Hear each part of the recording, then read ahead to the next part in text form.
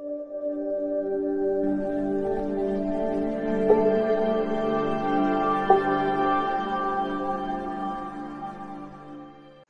सामग्री आणि जर पूर परिस्थिती निर्माण झाली तर महापालिका कशा प्रकारे हाताळणार काय सांगा? आपल्याला माहिती आहे की काही दिवसामध्ये पावसाळा सुरू होणार आहे आणि पावसाळ्याच्या अगोदर आपण विविध उपाययोजना करत असतो की ज्या योगे डिझास्टर मॅनेजमेंट केलं जाईल.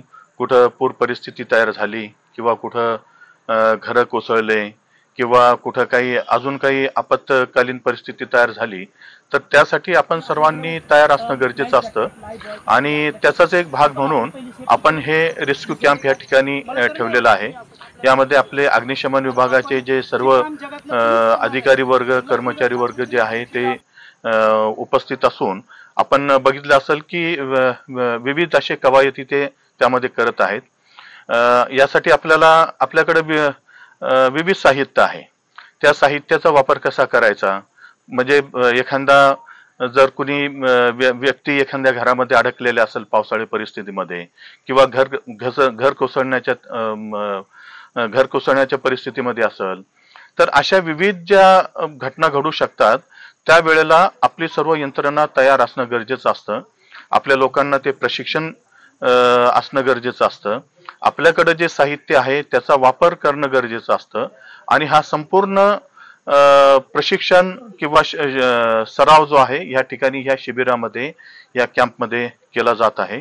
आज हा सकाळपासून हा कॅम्प या ठिकाणी ठेवण्यात आलेला आहे आणि आपले श्री नेटके जे अग्निशमन विभाग प्रमुख आहे त्यांच्या मार्गदर्शनाखाली आणि त्यांच्या नियंत्रणाखाली संपूर्ण शिबिर आयोजन करण्यात आलेलं आहे.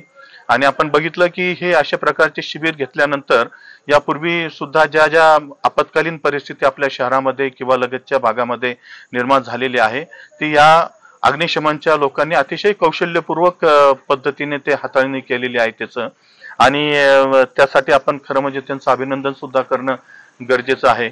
कधी आगीची परिस्थिती असेल, पूर परिस्थिती असेल, घरांची कुठं डिमॉलिशन असेल, अशा सगळ्या परिस्थितीमध्ये हे लोक अतिशय हिरिरीनं सहभागी घेतात आणि तातडीनं आपत्कालीन परिस्थितीला सामोरं जाऊन त्याचं निराकरण करतात.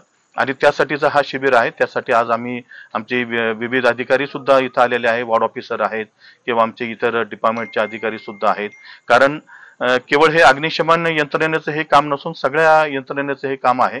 त्यामुळे त्यांच्या सर्वांमध्ये एक इंटिग्रेशन असावं ह्या हेतूनं आम्ही इतर अधिकाऱ्यांना सुद्धा या ठिकाणी बोलवलेलं आहे.